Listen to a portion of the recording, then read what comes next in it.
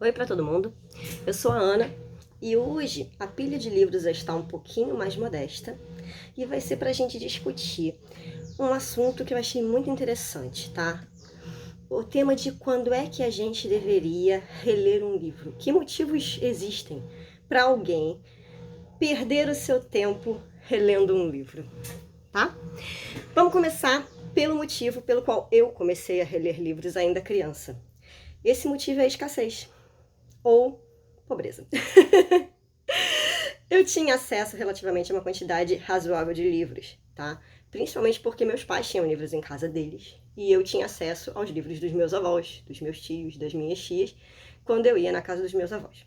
Porém, em termos de livro infantil, eu também tinha uma boa quantidade de livros, mas era uma quantidade limitada. E quando você é criança, livro infantil é algo relativamente rápido e fácil de ler. Muitas vezes ele é ilustrado, ele muitas vezes não tem nem divisão de capítulo. Então, o custo de você reler um livro em tempo é pouco. Você tem tempo livre. E se você gosta da história, você quer revisitar. Então, eu sempre reli muito livro desde criança, tá?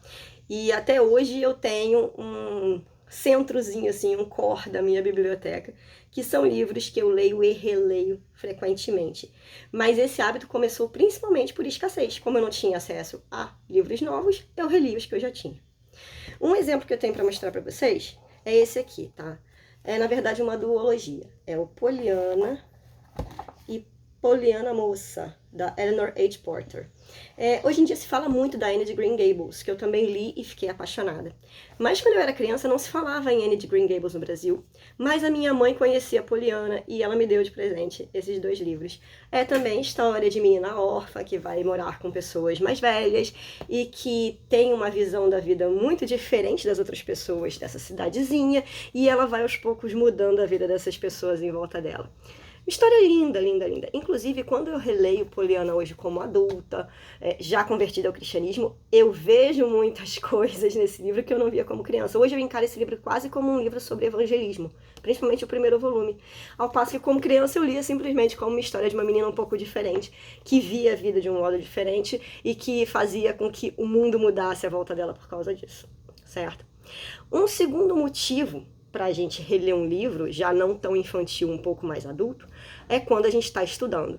Isso acontece com os nossos livros textos de escola. A gente sabe que a gente tem que ler mais de uma vez uma matéria para a gente conseguir absorver aquilo.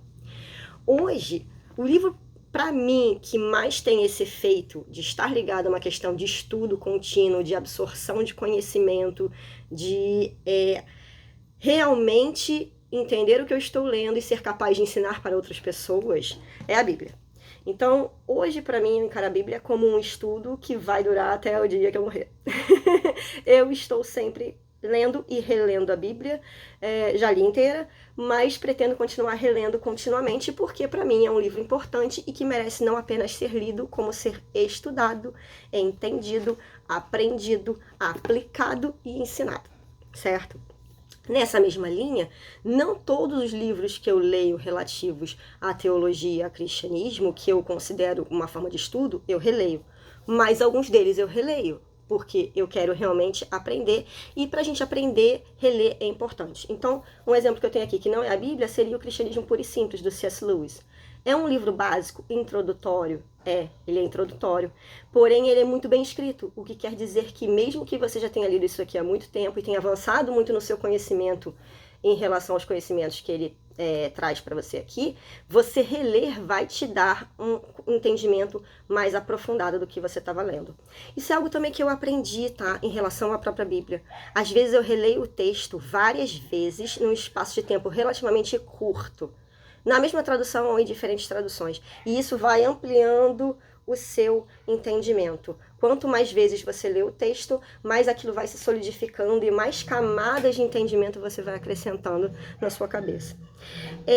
E essa questão de você ler para ter um entendimento mais profundo é um motivo para reler, tá? Não apenas no âmbito do estudo, mas quando um livro realmente se presta a isso. Às vezes é uma obra de ficção, às vezes é uma obra literária, mas ela tem tanto para te dizer sobre uma determinada ideia, ou ela tem tanto para te dizer sobre várias ideias, que você tem espaço para continuar explorando, certo? O Ítalo Calvino tem um ensaiozinho chamado Por que Ler os Clássicos, que acompanha das letras publica, né, junto com alguns outros ensaios dele, e ele tem uma série de definições de livro clássico. E a que eu mais gosto é essa, que um clássico é um livro que ele nunca acabou de ler, de dizer aquilo que ele tem para dizer. Você sempre pode voltar a esse texto clássico e ele vai te dar mais, ele vai te trazer mais algo de bom para sua vida, certo? Um exemplo que eu tenho disso é um livro que nem é tão antigo assim para ser considerado clássico, mas que nesse sentido de trazer mais, para mim, é um clássico. Esse livro que eu tô falando é O Nome da Rosa, do Umberto Eco. Então, O Nome da Rosa é um livro que eu li quando eu devia ter uns 15 anos de idade.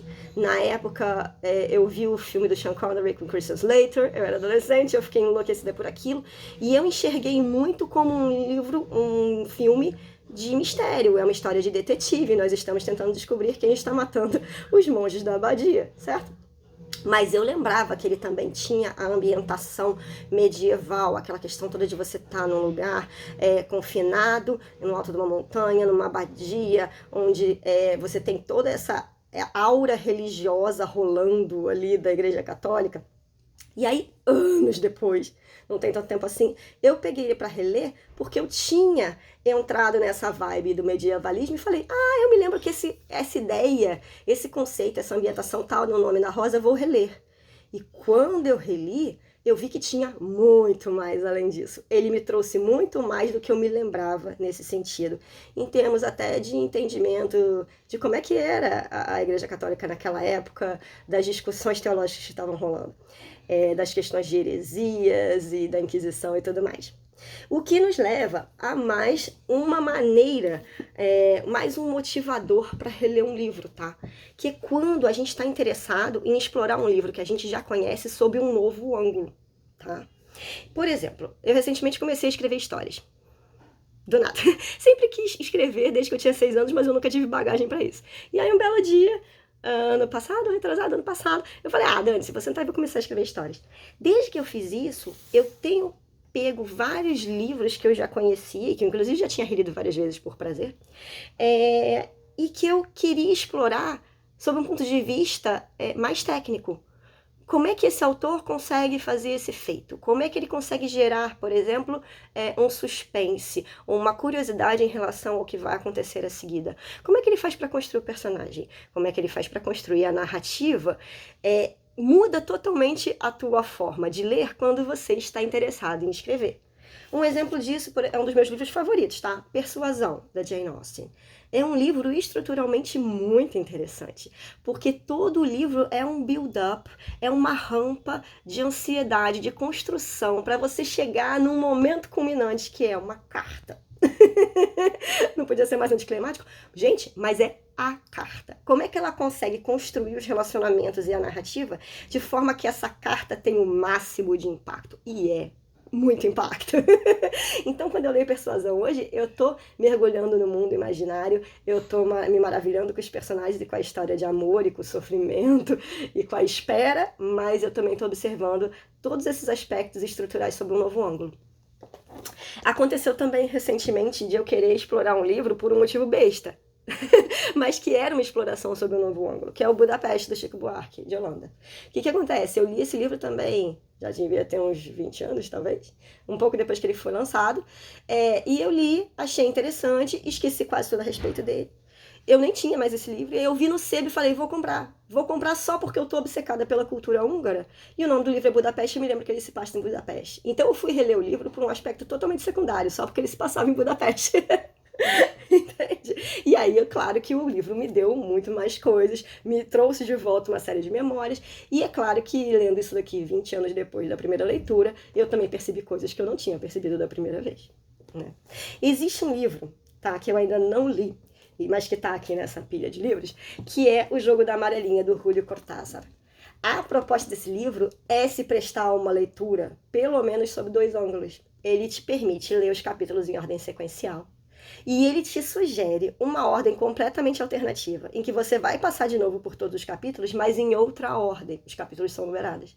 Então você vai ficar jogando a amarelinha dentro do livro, né? Pulando, saltando de um ponto para outro do livro, para ler essa história em uma outra ordem e aparentemente, isso vai te dar uma narrativa completamente diferente e uma visão completamente diferente do que tá acontecendo na história. Ainda não li, mas tô curiosa, porque é o tipo de coisa nerd que gostamos nesse canal, certo? Outro motivo para reler um livro é quando você leu da primeira vez e aí você teve um insight ou uma nova informação e você fala, opa, quero verificar isso, vou ter que ler de novo. Tem um filme maravilhoso do Christopher Nolan, que é com um ator que eu amo, que é o Guy Pearce. O filme se chama Amnésia. Eu não vou falar muito sobre o filme, só vou dizer o seguinte, no momento que você termina de ver, você quer voltar para o início e ver tudo de novo. Porque é impossível reprimir esse desejo. Porque quando você finalmente chega ao final do filme e entende o que estava acontecendo, você precisa voltar. Você precisa voltar e entender como é que ele construiu aquilo. Isso é muito comum em livros que tem plot twist, livros de detetive, de mistério, em que quando você tem aquele momento Scooby-Doo e descobre o que estava acontecendo, você quer voltar. Um exemplo para mim disso foi O Assassinato de Roger Ackroyd, da Agatha Christie, tá? É um livro muito particular, que no início parece não ser tão diferente assim, mas que realmente, se você chega até o final, você fala, eu vou ter que reler isso em algum momento. Como é que ela me enganou dessa maneira? Sabe? Faz parte. É parte da experiência de ler esse livro. Outro livro para o qual eu já li 2 vezes, e isso sempre acontece, esse sentimento imediato de reler, é o Rebecca, da Daphne du Maurier, que é uma história muito interessante sobre um relacionamento estranho entre um casal e que tem um fantasma que não é um fantasma e que tem pelo menos 2 plot twists encadeados um do outro. Mas ele é um livro que te faz querer voltar ao início, não só pelo plot twist, mas porque ele começa pelo final. Você tem um início nesse livro que você tá no final da história e aí aos poucos você vai mergulhando num flashback, tá? E quando acaba esse flashback, você imediatamente é catapultado pro início do livro. E você quer voltar. É inevitável. As 2 vezes que eu li esse livro, eu terminei o livro, voltei pro primeiro capítulo e reli o primeiro capítulo. Não deu pra reprimir essa vontade, tá, gente? Outra questão, assim, ligada a esse insight. Às vezes você tá lendo um livro, tá? Leu o livro. E aí você foi pra comunidade nerd da internet, você foi pro fórum do Reddit, você foi pro YouTube. E aí alguém te falou assim, você já ouviu a teoria tal sobre esse livro? Aí você fala, ferrou. Agora eu vou ter que ler pra verificar se essa teoria tem embasamento ou não. Eu não sei se vocês são assim, tá? Mas eu sou neurótica a esse ponto. Isso aconteceu comigo com Game of Thrones. A saga, né, da Canção de Gelo e Fogo, do George R. R. Martin. Tem 5 livros publicados, então eu li os 5 livros, amei, aí eu fui pros fóruns de nerd, né? E aí vieram e me jogaram na nuca R mais L igual a J, que é a teoria de que Rhaegar Targaryen e Lyanna Stark são os pais de Jon Snow. Aí eu falei, meleca, vou ter que reler. E aí eu reli pra ver se eu conseguia realmente rastrear sintomas de que essa teoria é válida. Eu acho que tá? E não vou falar mais nada a respeito disso, porque pra mim algumas coisas que aconteceram na televisão não podem ser canon. Então, não vou acreditar 100% na série. Ainda. Mas eu ainda acho que essa teoria é válida. E essa série aqui é um novo exemplo de motivo para reler, tá? Eu provavelmente relerei essa série, não só por prazer, mas porque se lançarem o 6º e o 7º volume, eu vou querer reler os primeiros. É uma série muito rica em detalhes para eu não reler antes de retomar. Uma outra série com quem isso aconteceu, né, de reler só porque tá numa série, pra mim foi A Fundação, do Isaac Asimov. Ela tá lá em cima, eu não peguei não, porque ela é muito grande e tem mais coisa empilhada em cima dela. Mas eu tinha lido a trilogia original da Fundação, e aí quando eu comprei o box de 4 livros, né, que são os prequels e as sequels, aí eu falei, eu vou ter que reler os primeiros. Então eu li os 7 aí na ordem cronológica e acabei relendo a trilogia da Fundação nesse processo. Mas tudo isso, gente, só vale se a gente estiver aproveitando o que a gente está fazendo, certo? Só vale reler se a gente quer reler. O que nos leva ao grande motivo para reler um livro, que é prazer. Aqui eu posso ter tido motivos secundários para reler Game of Thrones, mas eu reli mesmo porque eu queria reler, porque a história é boa, porque eu gostei do livro. Rebecca eu reli porque eu gostei do livro. Eu reli Cristianismo Puro e Simples porque eu gostei do livro. Então, assim, às vezes é algo motivado puramente por nostalgia, tá? Como alguns livros que eu vou mostrar aqui para vocês. Esse aqui, Barbara Cartland, Um Sonho Escocês. É uma história cafona, romântica passada na Escócia do século XIX. Não acrescenta absolutamente nada de novo quando eu leio, tá? Mas é só pelo prazer de ver os personagens se apaixonarem de novo. Só por causa disso. Uma das minhas séries de livros favoritas, cujos primeiros 6 volumes pra mim são irretocáveis e que eu lerei folhetinescamente até morrer. Angélica. Começa com Angélica Marquesa dos Anjos. É de um casal, Ennis e Serge Gollum. É uma história aventuresca, capa-espada, passada, pelo menos inicialmente na França ali de Luís XIV, do Rei Sol, né, da corte de Versailles. Gente, isso aqui é tão bom, tão bom, tão bom, tão bom. Os primeiros 6 volumes são perfeitos. Acontece de tudo, é todo tipo de aventura rocambolesca. E o casal principal, que são a Angélica e o Geoffrey, são um dos melhores casais que eu já vi na minha vida. Então eu releio porque eu quero, sabe? E às vezes é um livro que ninguém nunca ouviu falar. Angélica Marquesa dos Anjos é um negócio hoje quase desconhecido. Já houve séries de televisão e séries de filmes e tal, já houve, mas não fizeram grande sucesso. É um negócio meio cult, meio lixo, sei lá. Mas eu leio porque eu quero, entendeu? Não preciso ter ninguém lendo comigo nesse caso pra eu me esbaldar com o livro. Um outro exemplo é esse aqui, cara. Ele não tem mais capa, tá? Não tem mais jacket. É um livro antigo que, como a Angélica, como a Bárbara Carson, eram livros da minha mãe. Esse é o Iargo, da Jacqueline Susan. É uma história romântica com alienígenas e viagem espacial que vai parar em Marte, em Vênus. E é uma confusão danada, é uma bobagem enorme. Mas é muito interessante. A história de uma garota, Janet, que um belo dia ela tá passando na praia e os alienígenas catam ela e levam na nave espacial. Só que eles queriam catar um cientista e não ela. E aí ela vai parar no planeta deles meio que por engano e aí eles não sabem mais como devolver. É um negócio muito besta. E claro que os alienígenas são lindos e altos de olhos verdes. Eu me divirto, eu tenho que ler isso periodicamente pra me lembrar de que a vida não deve ser levada tão a sério. Na mesma linha, tem livro que eu releio pra ler, pra rir. Esse aqui, Guia do Mochileiro das Galáxias, gente, é nonsense, não tem pé nem cabeça, mas eu releio porque eu dou muita risada. Asterix. O meu Asterix em português tá lá embaixo com a minha filha. Asterix, eu já li a Suzane, sei lá quantas vezes. Por quê? Porque é engraçado, porque eu me divirto, sabe?